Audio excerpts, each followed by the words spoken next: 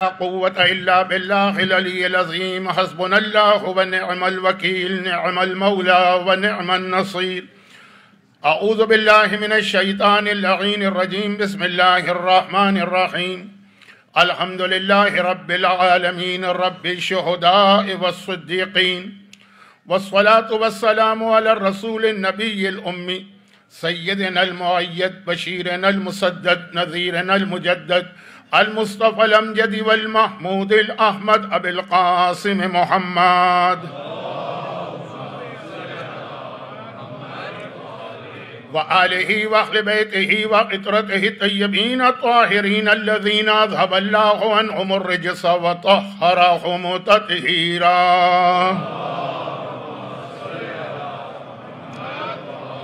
سيما على الإمام المنتظر والحجة الثاني عشر عجل اللهم له الفرج، ولعنة الله على أعدائهم أجمعين من الأزل إلى الأبد. أما بعد، فقد قال الله عز وجل في كتابه الكريم: بسم الله الرحمن الرحيم. ومن يبتغي غير الإسلام دينا فلن يقبل منه، وقال: هو الذي أرسل رسوله بالهدى ودين الحق ليظهره على الدين كله ولو كره المشركون.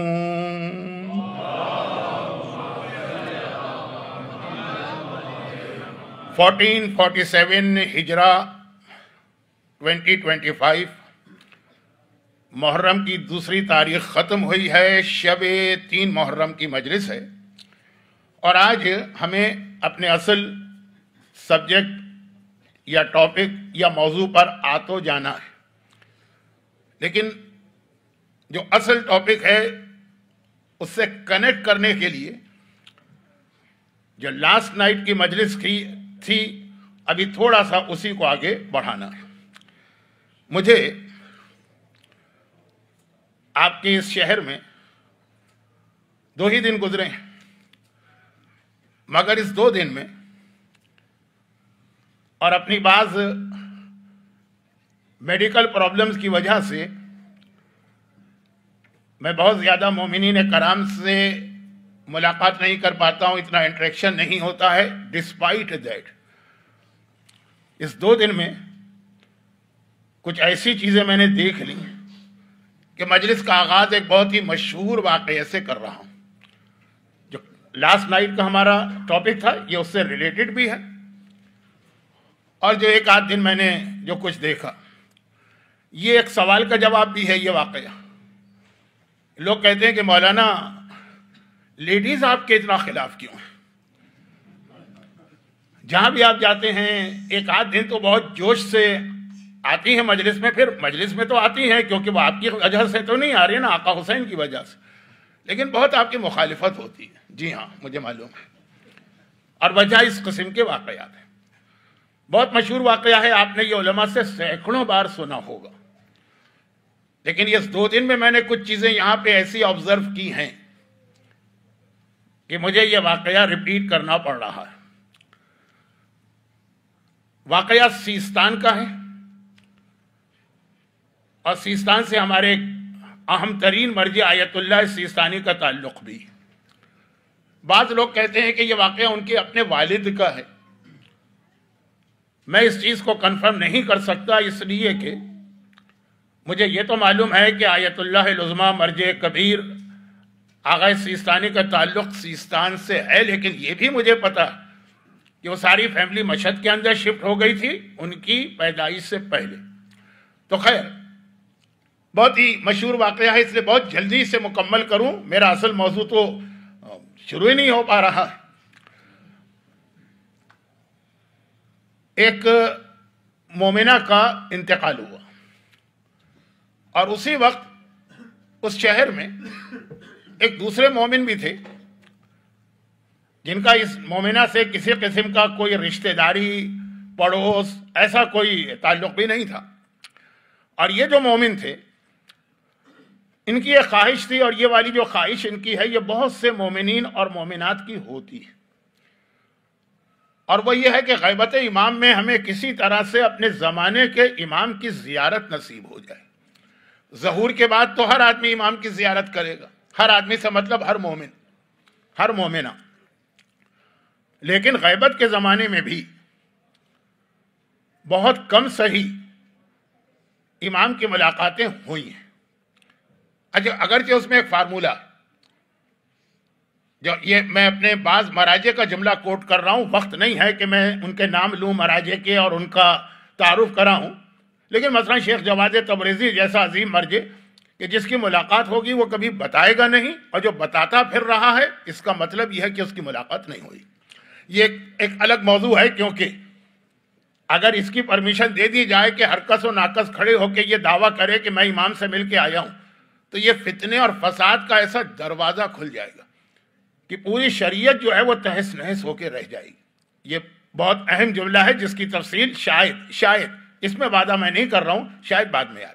تو خیر، ایک خواہش ہوتی ہے لوگوں کی، اور یہ بھی آپ نے روایتوں میں سنا ہے کہ حج پر امام ہر سال تشریف لاتے ہیں میدان عرفات میں، اور کہیں نہ کہیں مومن ان کو دیکھ لیتا، پہچانتا نہیں ہے کہ یہ میرے امام ہیں. اسی لیے روایت ہے کہ جب ظاہر ہوں گے امام اور ہر مومن اس وقت ان کی زیارت کرے گا تو حیران ہو کر کہے گا یہ ان سے تو میں زندگی میں فلاں موقع پہ مل چکا ہوں. اب یہ بالکل الگ موضوع ہے اور میرا موضوع بدل رہا ہے، میں خود ڈر رہا ہوں اس لیے واپس آتا ہوں. لیکن بہرحال ایک مومن کی خواہش ہوتی، اور اس کے لیے پھر ہمارے پاس کچھ دعائیں ہیں، کچھ اعمال ہیں کہ اگر اس عمل کو انجام دو تو خاصے چانسز ہیں کہ تمہاری امام سے ملاقات ہو جائے گی. مثلا مسجد سہلہ میں 40 شب بدھ جانا، مسجد جمگران میں 40 شب منگل جانا، اس طرح کچھ دعائیں، کچھ اعمال، خالی یہ نہیں اور بہت سارے. یہ مومن ان سب پہ عمل کر رہا تھا کہ شاید اس دعا سے، شاید اس عمل سے، شاید اس نماز سے میری امام سے ملاقات ہو جائے، لیکن سالوں کی خواہش ہے، نہیں ہو سکی ملاقات. اعلان ہوا مسجد میں کہ فلاں مومنہ کا انتقال ہو گیا ہے، نماز جنازہ ہوگی، لوگ شرکت کریں. نماز جنازہ تو وہ چیز ہے خصوصاً ہمارے یہاں اسلامی ماحول میں، انڈیا ہو کہ پاکستان ہو کہ ایران ہو کہ عراق ہو، کہ آپ جانے کہ نہ جانے اس آدمی کو، نماز جنازہ سن کے لوگ شریک ہوتے ہیں. یہ بھی پہنچے. اب میں بہت شارٹ بھی کر رہا ہوں کیونکہ مشہور واقعہ. اب جب یہ پہنچے نماز جنازہ میں تو انہوں نے امام کو وہاں دیکھ لیا. اب ایک سوال کے بعد دوسرا سوال آئے گا، ان کو کیسے پتا چلا یہ امام ہے، کیسے انہوں نے پہچانا یہ امام ہے. اب بات لمبی ہو جائے گی. کبھی زندگی رہی اور میں آپ کی خدمت پہلے اشرے کے علاوہ کر سکا تو اس میں زمانے کے امام پر دل کھل کے گفتگو کروں گا، فی الحال ممکن نہیں. بہرحال پہچان لیا کسی بھی طریقے سے یہ امام ہے. اور ایک مرتبہ حیران ہو کر کہا کہ فرزند رسول، آپ اس مومنہ کے نماز جنازہ میں شرکت کے لیے آئے ہیں. کوئی بہت ہی مشہور مومنہ ہو، کوئی بہت ہی عالمہ ہو، فاضلہ ہو، مجتہدہ ہو، اس قسم کوئی خاتون یا اپنے علاقے کی ایک رول ماڈل ہو عبادت کے حوالے سے، ایک ایسی گمنام سی عورت کہ اس شہر میں بھی رہتا ہوں آج تک نہیں جانتا اس کو. کہا کہ اس کا وہ عمل جس کی وجہ سے اس کا اپنی اولاد سے جھگڑا رہتا تھا، وہ سبب بنا ہے کہ میں اس کے جنازے میں شریک ہو جاؤں. اور پھر اگلا جملہ یہ تھا کہ جو مومنہ بھی یہ عمل کرے گی اس کے جنازے میں شرکت کرنا میری ذمہ داری ہے. یہ جملہ آپ یاد کیجئے گا کہ 7ویں امام کا بھی تھا جب وہ شتیتا کے جنازے پہ تشریف لائے تھے. شتیتا کا واقعہ ایک زمانے میں لوگوں کے لیے بالکل نیا ہوتا تھا. اب جو ایران کی زیارت کو جاتے ہیں تو نیشا پور کے اندر شتیتا کی زیارت ہوتی ہے. خیر، وہ 7ویں امام کا واقعہ، اور وہ غیبت کا واقعہ نہیں ہو تو امام تھے اس وقت. 7ویں امام تو غیبت میں نہیں تھے، تو جملہ سیم تھا، سملر، کہ یہ شتیتا کی طرح سے جو نیکی کرے گا اس کے جنازے پہ میں آؤں گا. اور یہ غیبت کا واقعہ ہے کہ اس مومنہ کی طرح سے جو نیکی کرے گا اس کے جنازے پہ میں آؤں گا. اب معلوم ہے نا کہ نماز جنازہ جب ہم پڑھتے ہیں تو نماز جنازہ کی آخری تکبیر سے پہلے 4th اور 5th کے بیچ میں مرنے والے کے لیے دعا کی جاتی ہے کہ اللہم ان کان محسنا فزد فی احسانہ و ان کان مسیئا فتجاوز عنہ. اے خدا، مرنے والا نیک ہے تو اس کے درجات بلند کر، گناہگار ہے تو اس کے سارے گناہوں کو معاف فرما. ہم اور آپ کہیں کہ آپ وہ کچھ اور ہے، زمانے کا امام کسی کے جنازے پہ کھڑے ہو کے یہ جملہ کہہ دے تو رتبہ کچھ اور ہی ہوتا. تو جنازے پہ امام کا آ جانا یہ کتنی بڑی مرنے والے کی خوش قسمتی ہے. اب امام نے اتنا کہا اور فوراً امام وہاں سے رخصت ہو گئے. لیکن ایک اشارہ دے گئے نا، ایک ہنٹ تو اس کو مل گیا کہ یہ مومنہ کی باقی زندگی کی نیکیوں کی وجہ سے امام نہیں آئے، ایسے بہت سارے نیک لوگ دنیا میں، ایک وہ نیکی جس پر اس کا جھگڑا ہوتا تھا، اب یہ گیا وہاں پہ۔ اب پوچھنا بڑا مشکل ہوتا ہے نا، کوئی آدمی جب مر جائے تو اس کے بعد جا کے اس کے اولاد سے پوچھے کہ تمہارا اپنی ماں سے کس بات پہ جھگڑا ہوتا تھا۔ لیکن چونکہ امام زمانہ سے کی زیارت ہوئی تھی اور امام کا وہ جملہ تھا کہ میں ایسے جنازے پہ آتا ہوں، اس لیے بہت جوش میں بھرا ہوا تھا، وہاں جا کے پوچھا۔ بزرگوں کو یاد ہوگا، بزرگوں سے مراد یہ ہے کہ جو میری ایج کے لوگ، بلکہ ایک نسل میرے بعد کی بھی، مجھ سے 15-20 سال چھوٹے بھی، شاہ ایران ملعون، اور اس سے پہلے اس کا اس سے بھی زیادہ ملعون باپ، 100 سال ہو گئے ہیں، 1925 میں ان کی حکومت شروع ہوئی تھی، یہ 2025 ہے، پورے 100 سال پہلے جب پہلوی خاندان کا پہلا بادشاہ حکمران بنا تھا تو اس نے سب سے پہلے ایک حکم یہ جاری کیا تھا کہ کوئی عورت حجاب نہیں کر سکتی، قانوناً منع ہو گیا تھا۔ اب پتہ نہیں لوگ کیوں یہ سمجھتے ہیں کہ اگر ہم نے انگریزی لباس پہن لیا یا یہ کہ حجاب چھوڑ دیا تو ہم ترقی کر کے مغربی ممالک کے برابر آ جائیں گے۔ وہ ترقی کا فارمولہ اس بات کو سمجھتے ہیں کہ ترقی اس چیز کا نام ہے کہ ان کی طرح سے ننگے ہو جاؤ تو تم بھی ترقی یافتہ ہوگی۔ ترقی اس کا نام نہیں ہے، ترقی علم میں ترقی ہوتی ہے، لباس میں ترقی نہیں۔ لیکن اس کو شوق تھا نا، تو اس نے کہا کہ حجاب ممنوع ہے، جرم تھا۔ باقاعدہ اگر کوئی عورت حجاب کرتی تو سارے بازار اس کا خالی حجاب کھینچ کے نہیں اتارا جاتا، بلکہ اس کو مجبور کیا جاتا ہے کہ بازار کے تمام مردوں سے وہ ہاتھ ملائے، اور باقی دوسری چیزیں جو بیان کرنے کا وقت بھی نہیں ہے اور اچھا بھی نہیں لگ رہا ممبر پر۔ اب یہ قانون بن گیا۔ جب یہ قانون بن گیا تو مجبوری میں اسلام میں کچھ چیزیں جو ہیں، اچھا وہاں سے اشارہ مجھے مل رہا ہے کہ میں آپ سے ریکویسٹ کروں کہ اگر کسی طرح سے آپ حضرات اور آگے آ کے بعض مومنین کو جگہ دے سکیں تو آپ کی مہربانی ہوگی، آپ بھی ثواب میں شریک ہو جائیں گے۔ درود بھیجے محمد و آل محمد۔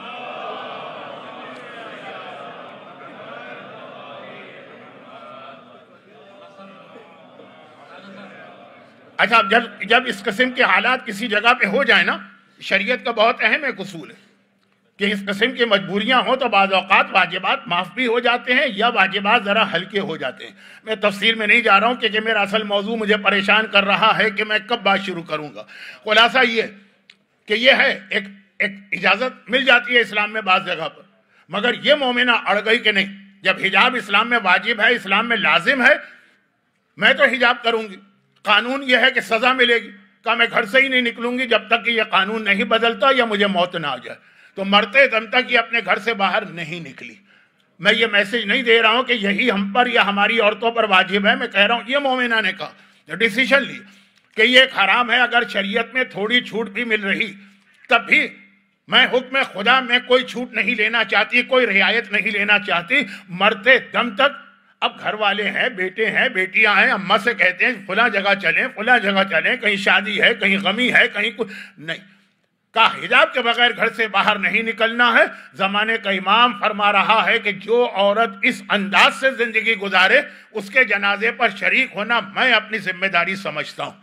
کچھ ایسی میں نے چیزیں 2 دن میں دیکھ لی کہ مجھے یہ کہنا پڑ رہا ہے، اور اس پہ میں مزید آگے کی کسی مجلس میں تفصیل بتاؤں گا، لیکن اس مجمع کے سامنے نہیں، کیونکہ یہ مجمع جو ویکینڈ کی وجہ سے آیا ہے بیچارہ مجبوری کے عالم میں، مجھے سننے تو نہیں آیا ہے نا، تو ان کو کیوں بلا وجہ ایک زحمت میں ڈالا جائے۔ پھر جو مجمع آئے گا جو واقعاً مجھے سننا چاہتا ہے وہاں پہ میں دل کھول کے بات کروں گا۔ حجاب، نو کمپرومائز آن حجاب، یہ ذہن میں رکھیے گا۔ اور خاص طور پر اگر ایام ازا کی مجالس ہو جس میں ایک طرف ہمارا عقیدہ ہے کہ شہزادی کونین بھی تشریف لا رہی، اور دوسری جانب جس انداز سے خواتین آتی ہیں اور ان کو لے کر ان کے گھر کے مرد آتے ہیں، بہت ہو گیا۔ کوئی زیادہ ہی اسٹرانگ ڈوز آپ کو لگا ہوگا، میرے اعتبار سے تو بہت ہی میں نے ہلکی بات کہی۔ یہ سبب ہے کہ خواتین میرے خلاف، اور جو کچھ نہیں بھی ہوتی ہیں خلاف تو یہ واقعات سن کے اور خلاف ہو جاتی ہیں۔ زمانے کا امام، ہر مومن اپنی زندگی میں ایک بار ان سے ملاقات کرتا ہے غیبت میں، اس وقت اس کو نہیں پتا ہوتا ہے کہ یہ میرے امام، بعض اوقات پتہ بھی چل جاتا ہے لیکن ہم بھروسہ نہیں کر سکتے جب تک کہ وہ بتانے والا اتنا عظیم نہ ہو، جیسے علامہ ہلی تھے یا علامہ مجلسی تھے یا شہید اول تھے یا شیخ مفید تھے یا سید مرتضیٰ تھے یا مثلا مرحوم آغائے خوئی تھے۔ اتنا لیول کا عالم ہو تو یقین آتا ہے کہ وہ جھوٹ نہیں بول رہا۔ خیر، یہ زمانے کا امام جب آئے گا تو جو کل میں نے بات کہی تھی نا، اس بات کو دہرا کر اس سے کنیکٹ کروں گا اپنے اصل موضوع کو۔ اور وہ یہ ہے کہ جب امام آئیں گے تشریف لائیں گے، میں نے کہا دو کوفے والوں سے دو چیزیں ہم کو ذہن میں رکھنا۔ نمبر ایک یہ ہے کہ جن کے پاس امام کی معرفت نہیں تھی، وہ ابن زیاد کو امام سمجھ بیٹھے، یعنی جو دعویٰ کر لے گا ہو سکتا ہے اس کے پیچھے چلیں۔ شب جمعہ کی مجلس یاد کیجئے، میں نے ایک حدیث پڑھی تھی نا کہ معصوم نے فرمایا ہلاک المستعجلون، جو میرے بیٹے کے ظہور میں جلدی کرے گا وہ مارا جائے گا، کیونکہ وہ جلد بازی میں یہ دیکھے بغیر کہ صحیح ہے کہ غلط، اتنی اس کو محبت ہے امام سے، اتنا وہ ظہور چاہتا ہے امام کا، اتنا وہ حکومت امام کے لیے تڑپ رہا ہے کہ بعض جھوٹے بھی آئیں گے اور کچھ ایسے معجزات دکھا دیں گے جو اس زمانے کے اعتبار سے معجزات تھے، آج وہ ٹیکنالوجی کا کمال ہے، کوئی بچہ بھی وہ معجزے دکھا سکتا، لیکن یہ یقین کر لیں گے اس کو امام مان لیں گے، جلدی نہیں۔ ہاں جب کنفرم ہو جائے کہ یہ امام ہے تو 1 منٹ کی تاخیر بھی نہیں، پھر فوراً جانا، لیکن جب تک کنفرم نہ ہو۔ یہ حدیث میں نے پڑھی تھی 2 راتیں پہلے۔ اب جب امام آئیں گے تو معرفت نہ رکھنے کا ہی نتیجہ ہوگا، اور جیسا کہ میں نے کل عرض کیا کہ تیاری نہیں تھی کوفے والوں کی، خالی انتظار تھا، تیاری کس کا نام؟ یہ صرف ایک جملہ کہہ کے اپنے موضوع پہ آ رہا ہوں۔ تیاری کس چیز کا نام ہے؟ میں نے ایک جملہ کہہ دیا تھا اس سے پہلے کی مجلس میں، تیاری اس کا نام ہے کہ آج اگر امام آئے تو ہم اس پوزیشن میں ہوں کہ اسی وقت اٹھ کے امام کے پاس چلے جائیں، ہمیں کوئی انتظار نہ کرنا پڑے کہ بھئی چند دن ٹھہر جاؤ، ہمارے چہرے پہ داڑھی آ جائے پھر امام کے سامنے جائیں، ابھی کیسے چلے جائیں، یا یہ ہے کہ ذرا سا وہ حجاب کا انتظام کر لیں، اسکارف خرید لیں، عبا خرید لیں، پھر امام کے پاس جائیں۔ تیاری کا مطلب یہ ہے کہ ہر وقت مومن اس طرح تیار ہو، لیکن یہ تو ہو گئی چھوٹی باتیں۔ اصل تیاری کیا؟ اب امام کے آنے کے بعد جو کل والا جملہ تھا نا، اس کو پھر میں تھوڑا سا ایکسپلین کر رہا ہوں موضوع سے ہٹے بغیر، یہ میرا اصل موضوع ہے، ابھی سمجھ میں آئے گا آپ کی، اور وہ یہ کہ تیاری اس چیز کا نام کہ جب امام آ کر دین پر عمل کروائیں گے۔ امام کیوں آ رہے ہیں؟ اچھا، قرآن کریم نے ایک مقصد امام کا بتایا، وہ ذرا یاد رکھیے گا، یہ تو جب زمانے کے امام کے عنوان پہ بات کروں گا تو زیادہ مزہ آتا آپ کو سننے میں، مجھے پڑھنے میں ابھی وقت کم ہے۔ سورہ حج کی ایک آیت، الذین مکناہم فی الارض اقاموا الصلاۃ وآتوا الزکاۃ وامروا بالمعروف ونہوا عن المنکر۔ یہ امام زمانہ کی حکومت کی 4 خاصیتیں قرآن نے بتائی ہیں، اس کے لیے پہلے سے تیار ہونا۔ قرآن نے کہا الذین مکناہم فی الارض، جنہیں ہم زمین پہ حکومت دیتے ہیں۔ ایک تو ہے کہ اللہ حکومت دیتا ہے، ایک وہ کہ وہ خود اپنی چال بازی سے، دھوکہ بازی سے، عیاری سے، مکاری سے، طاقت سے لوگوں کو بے وقوف بنا کے حکومت لے لے، وہ نہیں، فرعون، نمرود، شداد ٹائپ کے نہیں، جن کو ہم حکومت دیتے ہیں، مکننا، ہم جن کو حکومت دیتے ہیں۔ یہ قرآن پورا ایک منشور پیش کر رہا ہے امام زمانہ کا، جنہیں ہم حکومت دیتے وہ نمازیں قائم کرتے ہیں، نمازی بننا پڑے گا، اس کے بغیر امام کے ساتھی نہیں بن سکتے۔ وآتوا الزکاۃ، اپنے مال سے زکوٰۃ ادا کرنا ہوگی، جو اپنے مال کا حق ادا نہیں کرتے وہ نہیں۔ وامروا بالمعروف، نیکی کا حکم دینا پڑے گا، نہوا عن المنکر، اور تمہارے سامنے گناہ ہو رہا ہے تو تمہیں اس کے خلاف بولنا پڑے گا، جو آج تقریر کے شروع میں بولا۔ اچھا، اب یہ حکومت امام ہے نا، اور یہی کربلا کا مقصد ہے۔ میں نے کل عرض کیا تھا نا کہ جہاد شروع حسین نے کیا ہے، ختم امام کریں گے۔ آقا حسین کے روضے پہ سرخ علم گویا حسین نے لگایا ہے، اس کو اتاریں گے زمانے کے امام۔ اب آپ یاد کیجئے کہ آپ آقا حسین کا جب ذکر کرتے ہیں تو کیا جملہ کہتے ہیں؟ اشہد انک قد اقمت الصلاۃ وآتیت الزکاۃ وامرت بالمعروف ونہیت عن المنکر۔ وہی 4 چیزیں جو قرآن نے امام زمانہ کے لیے بتائیں، آپ آقا حسین کے لیے آلریڈی گواہی دے رہے ہیں۔ البتہ فرق یہ ہے کہ امام زمانہ کے لیے فیوچر ٹینس آیا ہے قرآن میں، آقا حسین کے لیے پاسٹ ٹینس آیا۔ مولا میں گواہی دیتا ہوں، آپ نے نمازیں قائم کی، آپ نے زکوٰۃ ادا کی، آپ نے امر بالمعروف کیا، آپ نے نہی عن المنکر کیا۔ بات پھیل رہی ہے، لیکن جو میں بات عرض کر رہا ہوں اس کے لیے اتنی تمیز ضروری تھی۔ اب آئیے اصل چیز پر۔ امام آ کے، یہ تو حکومت امام ہے جو آقا حسین کی زیارت میں بھی ہم کو بتائی گئی اور سورہ حج کی آیت میں بھی بتائی گئی، لیکن اس کے بعد جب امام زمانے کا امام دین پر عمل کرے گا، جو آیت میں نے کل بھی تلاوت کی، آج بھی، هو الذی ارسل رسولہ بالہدی ودین الحق لیظہرہ علی الدین، جب وہ اسلام کو پوری دنیا میں نافذ کرے گا، پوری دنیا میں اسلام کا نفاذ جب ہوگا تو سب سے زیادہ مخالفت کرنے والوں میں بہت سارے لوگ ہوں گے، امام کے کچھ چاہنے والے اور ماننے والے بھی ہوں گے۔ وہ امام کو امام ہی نہیں مانیں گے، کسی اور وجہ سے نہیں، ان کا اعتراض کیا ہوگا؟ اب یہ ساری حدیثیں ہیں، لیکن وہ چونکہ میرا اصل موضوع امام زمانہ نہیں، ان کا اعتراض یہ ہوگا کہ یہ ہم کو امام نہیں لگ رہا، کیونکہ یہ تو ایک نیا دین لے کے آ گیا، یہ تو ایک نئی شریعت لے کے آ گیا، یہ تو ایک نیا اسلام لے کے آ گیا۔ آج تک جو اسلام ہم سنتے آئے ہیں یہ تو اس سے ہٹ کر ہے، آج تک جو دین ہم سنتے آئے ہیں یہ اس سے ہٹ کر ہے۔ اکثر ایسا ہوتا ہے نا، مجلس میں کوئی بات ہوتی، لوگ کہتے ہیں ہم نے تو یہ آج تک سنا ہی نہیں تھا، یعنی گویا جبرائیل ان کے اوپر اسلام لے کے نازل ہوئے تھے مکمل، اس میں یہ نئی بات کہاں سے اس ذاکر نے پڑھ دی؟ جو ہمیں نہیں معلوم وہ اسلام نہیں۔ کتنے لوگ مجھے ملتے ہیں کہ مولانا یہ کیا پڑھ دیا آپ نے، ہم نے تو آج تک نہیں سنا۔ اور بعض لوگ تو اس کے ساتھ ایک جملہ بڑھا دیتے ہیں کہ ہم 70 سال سے مجلسیں سن رہے ہیں، فلاں فلاں فلاں بڑے بڑے عالم خطیب ان سب کو سنا، کسی نے آج تک یہ نہیں کہا۔ یہ اعتراض زمانے کے امام پر ہوگا۔ اب جو لوگ میرے سامنے ہیں میری ایج کے، انہیں یاد ہوگا نا کہ ایک زمانہ وہ بھی تھا کہ جب تقلید کا مسئلہ بتاتے تھے لوگ کہتے تھے یہ کہاں سے آ گئی، ہم نے تو آج تک نہیں سنا کہ تقلید بھی کوئی چیز ہوتی۔ اب الحمدللہ کافی لوگوں میں اویئرنیس آ گئی ہے، معلومات آ گئی ہیں، لیکن مجھے یاد ہے 40 سال 45 سال 50 سال پہلے خمس جیسا مسئلہ بتاتے تھے، لوگ کہتے تھے یہ کہاں سے آ گیا، یہ تو ہم نے آج تک سنا ہی نہیں۔ ارے اور تو اور اس سے اندازہ کریں، محفل مرتضیٰ کراچی کی ایک بہت مشہور امام بارگاہ 28 سفر کی مجلس میں پڑھ رہا تھا، دن کے وقت ہوتی ہے ظہر کے ٹائم پر، اور اس میں نے حج کا ایک مسئلہ بتا دیا تھا کہ خواتین پر بھی حج واجب ہے۔ خالی اس بات پہ اعتراض ہو گیا، ہم نے تو آج تک نہیں سنا تھا کہ عورت پر بھی حج واجب ہے اور عورت کو بھی حج پہ جانا۔ اب الٹا مسئلہ دیکھیں کچھ زیادہ لوگوں کو معلومات ہو گئی۔ کسی سے میں نے کہا کہ آپ پہ حج واجب ہے، آپ کیوں نہیں جا رہے؟ کہا کہ ابھی اتنے پیسے نہیں ہیں کہ بیوی کو بھی لے جاؤں۔ تو بیوی کو مت لے جائیے، خود جائیے۔ نہیں بھائی، بغیر ان کے حج کیسا؟ کعبے کے بغیر تو حج ہو سکتا ہے لیکن بیوی کے بغیر تو نہیں ہو سکتا۔ الٹا مسئلہ ہو گیا۔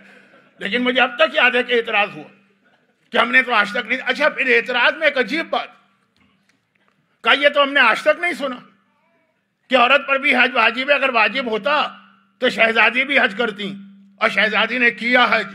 پیغمبر کا آخری حج جو تھا اس میں خود فاطمہ رسول کے ساتھ تھیں، بلکہ خواہش کر کے گئی تھی کہ بابا میری ایک ہی تمنا ہے کہ میں حج کروں، مجھے اپنے ساتھ لے جائیے۔ پھر ایک فقہی مسئلہ بھی پیش آیا کہ اہل بیت کے گھرانے میں ظاہری طور پہ فاقے ہوتے ہیں، حج میں قربانی واجب ہوتی، وہ قربانی نہیں تھی تو روزے کا حکم اسلام میں آیا۔ وہ سارا شہزادی کا پورا، بلکہ ایک جملہ کہہ دوں جس کی تفصیل کا وقت نہیں، اور وہ یہ ہے کہ آج کل جو ہم لوگ حج کرتے ہیں نا 1400 سال سے، یہ رسول اللہ والا حج نہیں کرتے ہیں، یہ شہزادی کونین والا حج کرتے ہیں۔ رسول نے الگ طریقے سے حج کیا تھا اور شہزادی نے الگ طریقے سے حج کیا تھا۔ اب میں اس کی تفصیل میں نہیں جا رہا ہوں، بات کہیں کی کہیں۔ تو کہنے کا مقصد یہ کہ معلومات نہیں ہیں، اور اتنے بڑے بڑے دعوے کہ ہم نے تو آج تک سنا ہی نہیں، اتنے بڑے بڑے دعوے کہ اگر حج عورتوں پر ہوتا تو شہزادی بھی تو کبھی حج پہ جاتی گئی تھیں، اور بلکہ ایسی حالت میں معصومین کے گھرانے کی خواتین گئی تھیں۔ 7ویں امام کی ولادت مکی اور مدینے سے باہر ہوئی ہے۔ صرف 2 معصوم ایسے ہیں، صرف 2 معصوم جن کی ولادت مکی اور مدینے سے باہر ہوئی، باقی جتنے معصومین ان سب کی ولادت یا مکے میں ہے یا مدینے میں، صرف 2۔ ایک زمانے کے امام جن کی ولادت سامرہ میں ہوئی، اور ایک 7ویں امام جن کی ولادت ابوا میں ہوئی۔ ابوا کیا ہے؟ بٹوین مکہ اور مدینہ، وہ شہر جہاں رسول خدا کی والدہ جناب آمنہ کی ڈیتھ ہوئی تھی، اور آج بھی ان کی قبر وہاں، یہ مکے اور مدینے کے بیچ میں، یہاں 7ویں امام کی ولادت ہوئی تھی۔ تو بھئی یہاں کیوں ولادت ہوئی تھی؟ کہا 7ویں امام کی والدہ حج پر گئی تھی اور اس وقت پر پریگننٹ تھی، اور پریگننسی کے آخری دن چل رہے تھے، اس حالت میں انہوں نے حج کیا تھا، اور جب واپس آ رہی تھی 6ویں امام کے ساتھ تو مدینے بھی نہیں پہنچ پائے تھے، راستے کے اندر ہی ڈیلیوری کا وقت ہو گیا تو 7ویں امام کی ولادت۔ اس حالت میں امام کے گھرانے کی خواتین حج پہ جاتی تھی۔ بات یہ خواتین کی اور حج کی نہیں ہے، بات یہ ہے کہ اتنے بڑے دعوے کہ ہم نے آج تک نہیں سنا، یہ جملہ امام کے خلاف بھی استعمال ہوگا۔ اور اب سن لیجئے اسی سے ملتا جلتا ایک جملہ، جب امام آئیں گے تو پیغمبر کو اسلام لائے ہوئے کتنے سال گزر چکے ہوں گے پتہ نہیں، لیکن 1400 سال تو ہو چکے ہیں ابھی۔ اگر کل ہی امام آ جائیں تب بھی 1400 سال تو گزرے ہیں نا، اور اگر فرض کیجئے کہ امام 100 سال کے بعد آئیں، 200 سال بعد آئیں، 400 سال بعد آئیں، 1400 سال تو ہے نا کنفرم۔ مولا کو جب خلافت ظاہری ملی تو رسول خدا کو کتنا عرصہ گزرا تھا؟ صرف 25 سال، صرف 25 سال۔ 25 سال میں تو ایک نسل بھی تبدیل نہیں ہوتی. سوشیالوجی کے ماہرین کہتے ہیں کہ جنریشن کا چینج اوور ہوتا ہے 25 سال کے بعد. تو 25 سال صرف گزرے تھے مولا کو, خلافت ملی, مولا نے پہلی نماز پڑھائی, سارے مجمع نے کیا کہا, ارے آج تو ہمیں رسول اللہ کی نماز یاد آ گئی, ایسی نماز تو رسول اللہ پڑھاتے تھے. یعنی نماز جیسی وہ عبادت جو دن اور رات میں 5 دفعہ تو پڑھی ہی جاتی ہے. اور ابھی آپ 40 کی حدیث سنیں گے کہ جی وہ 51 رکعت نماز مومن کی پہچان ہے, تو 5 تو منیمم ہے. وہ نماز اتنا بدل گئی تھی صرف 25 سال کے اندر. لیکن چلیں اس کو تو لوگوں نے پھر بھی قبول کر لیا. اس کے بعد مولا کا ایک خطبہ ہے روضۃ الکافی میں, ہماری حدیث کی سب سے مشہور کتاب کافی. کافی کے 8 والیوم ہیں, لاسٹ والیوم کا نام ہے روضہ, اس میں مولا کا ایک خطبہ. اس کا انگلش ٹرانسلیشن بھی ہو چکا ہے انٹرنیٹ کے اوپر, یہ خطبہ بھی آپ کو الگ سے ملے گا. مولا کیا فرما رہے ہیں, آپ اکثر یہ جملے سنتے ہیں لیکن ذرا اس کو کلک کیجئے آپس میں. مولا کیا فرما رہے ہیں, مولا فرما رہے ہیں کہ میں بہت ساری چیزوں میں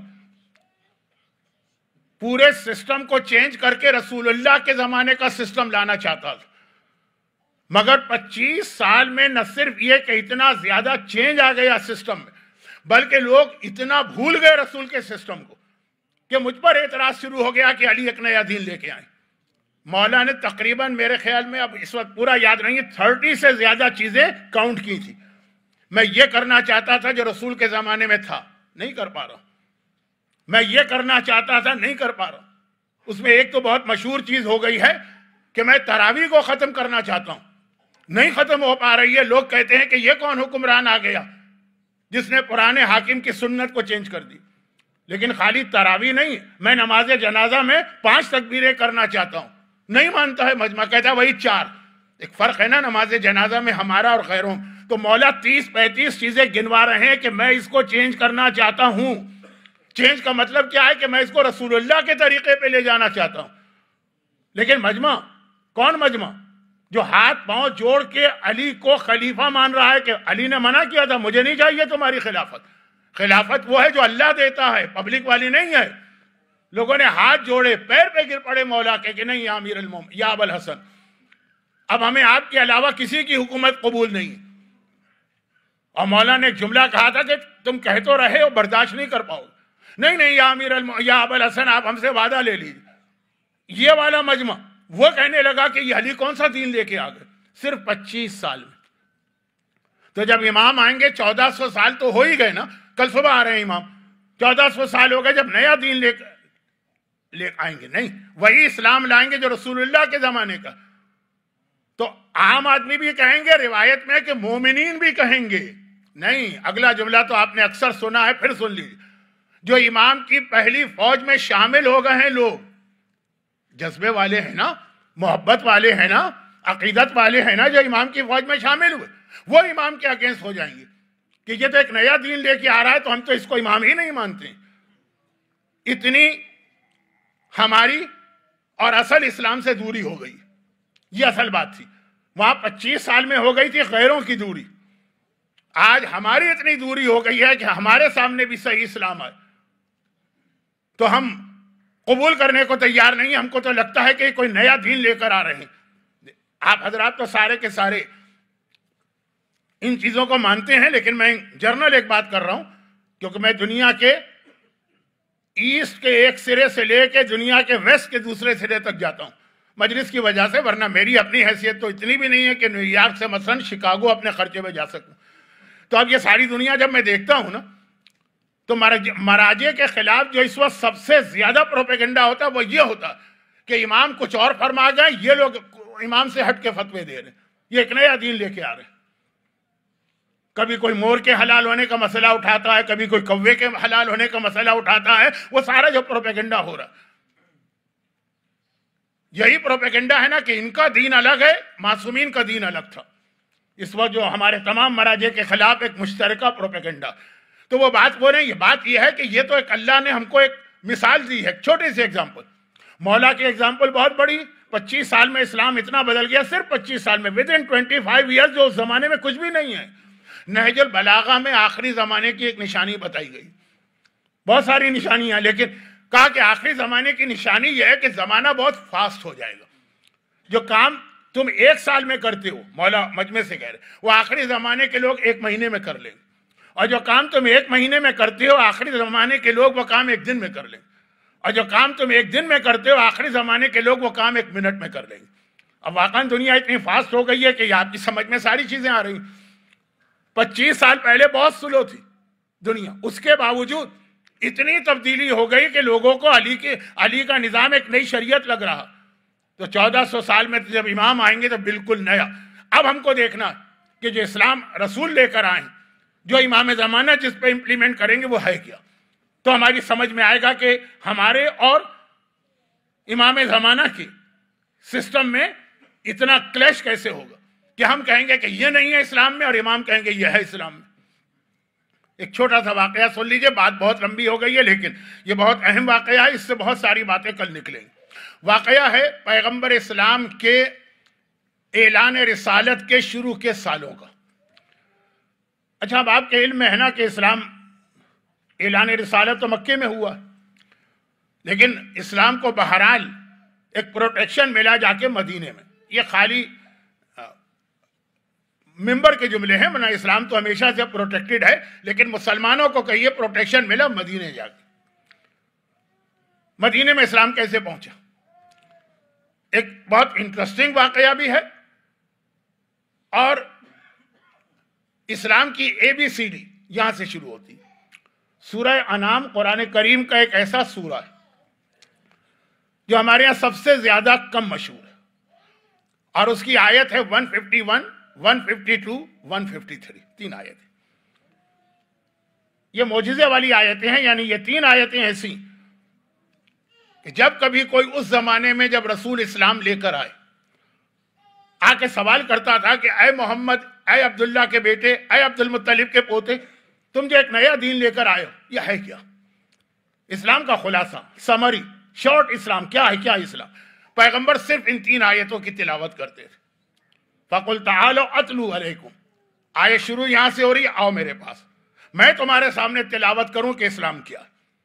اسلام کی پہلی تصویر، سب سے پہلی واقعہ یہ ہے کہ مکہ، پیغمبر مکے میں ہیں، اسی کو اپنی بیس بنائی ہے اور وہاں سے اسلام پھیلا رہے ہیں.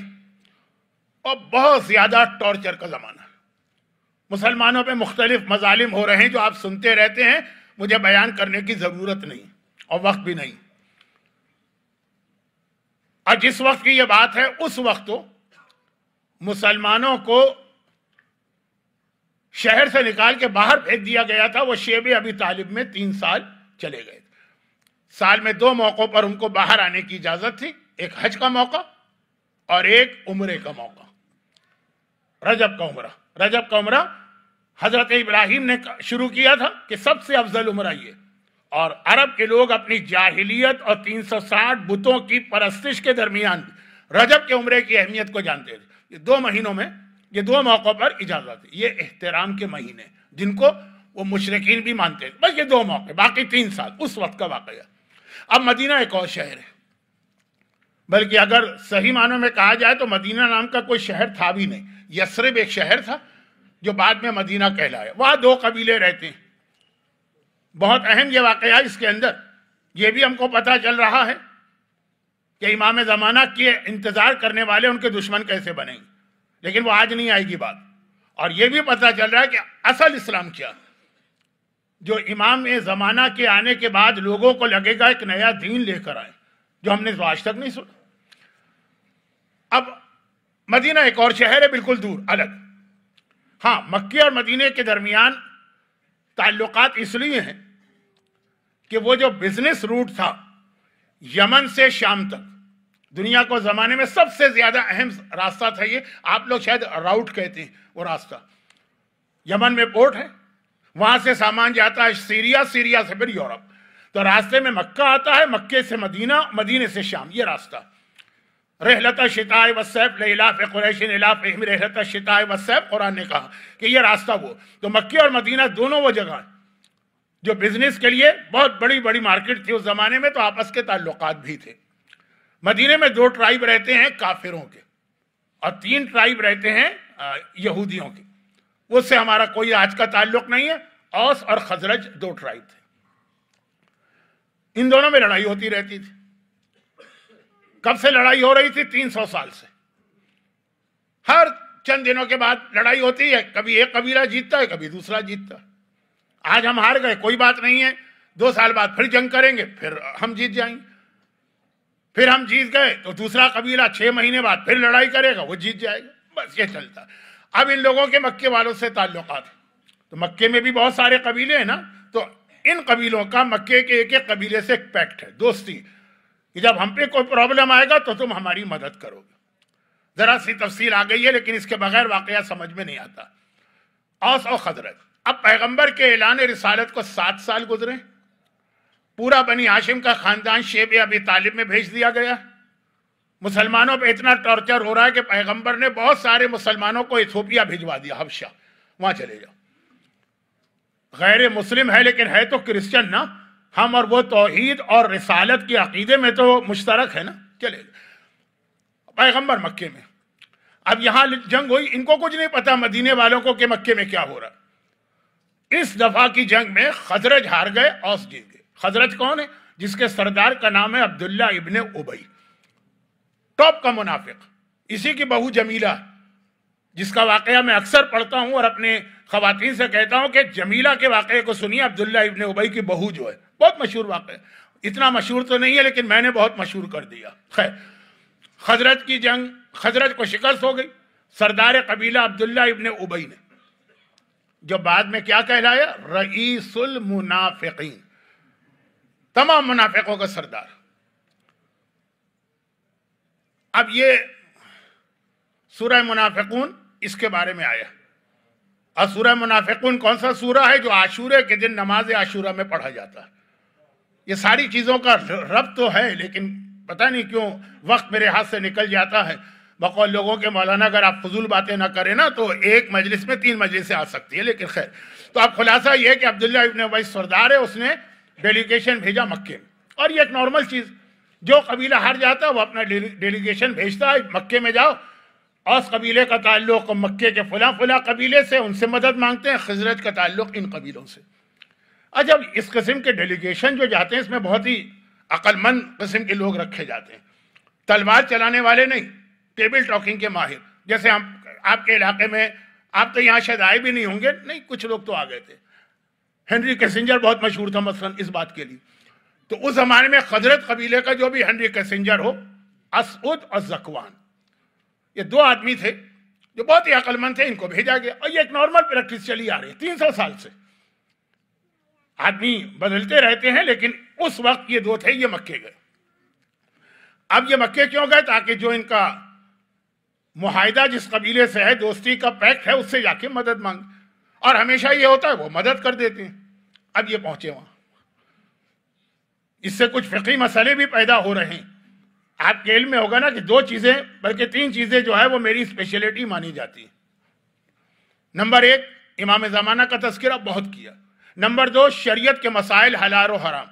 اور نمبر 3, جو ایک تقریر میں تو آئے گا, قبر, برزخ, فشار قبر, عذاب قبر, سانپ, بچھو, کوڑے اور وہ ساری چیز آئیں گی, تقریر میں آئے گی, ضرور آئے گا. تو اب یہ ہے کہ بات یہ ہو رہی ہے کہ مسائل حلال و حرام, وہ بھی ایک میرا موضوع ہے. اب اس واقعے میں ابھی آ رہا ہے, اگرچہ ابھی شریعت کے احکامات نہیں آئے تھے, لیکن حج وہ واحد عبادت ہے جو مکے والوں نے بت پرستی کے باوجود برقرار رکھی تھی. بھائی مکے کا سسٹم تو حضرت ابراہیم نے بنایا تھا نا, نبی نے, تو ساری عبادتیں تھیں, نماز تھا, روزہ تھا, سب کچھ تھا. جب بت پرستی شروع ہوئی تو سب چیزیں نکل گئی سوائے حج اور عمرے کی. یہ انہوں نے باقی رکھا, اور کافی حد تک ویسا ہی رکھا جیسا آج ہے, صرف کچھ تبدیلیاں, بہت مائنر قسم کی چینجز. تو واپس آئیے کہ یہ لوگ زکوان اور اسعد زیادہ اہم ہیں. یہ ڈیلیگیشن لے کے مکے آئے. مکے میں ان کا جو دوست قبیلہ تھا اس کے سردار کا نام تھا عتبہ. یہ نام مشہور ہے نا, عتبہ, شیبہ, ولید, یہ سارے نام, ابو جہل, ابو لہب, عتبہ, وہ سردار تھا. یہ اس کے گھر جا کے اترے, مہمان ہیں اس کے, ہمیشہ آتے ہیں, وہ ان کے گھر اترتا ہے جب کبھی مدینے آئے, یہ اس کے گھر. اس نے کہا بھائی کیسے آنا ہوا, خیریت تو ہے؟ کہا کہاں ہے خیریت, اس دفعہ کی جنگ میں ہم ہار گئے ہیں, کسی بھی اچھی تفسیر قرآن میں جا کے سورہ انعام کی آیت 151 میں یہ پڑھ لیجئے گا پورا واقعہ. میں تو شارٹ کر رہا ہوں، بہت شارٹ کر رہا ہوں. کہاں ہے خیریت؟ وہی جو ہمیشہ پرابلم ہوتا ہے. اس دفعہ کی جنگ میں ہم لوگ ہار گئے تو ہمارے سردار عبداللہ ابن ابی نے، اس وقت تک تو اس کا احترام تھا نا، بعد میں جب اسلام مدینے پہنچا اور اس نے پیغمبر کی مخالفت کی، اور جو سورہ منافقون میں واقعہ ہے کہ پیغمبر کے لیے لفظ ذلیل استعمال کیا، تو پھر وہ قیامت تک کے لیے لعنت کا حقدار بنا. تو ہمارے سردار نے بھجوایا اور ہم آئے، وہی نارمل چیز، تم سے مدد لینے کے لیے آئے، ہماری مدد کرو. اور معلوم تھا کہ وہ کہے گا کوئی بات نہیں ہے، تو وہ ہوتا ہی رہتا ہے، کوئی پہلی دفعہ تو نہیں آ رہے. لیکن آج اس نے کہا کہ سوری، اب میں اس دفعہ تو تمہاری کوئی مدد نہیں کر سکتا. کیوں بھائی؟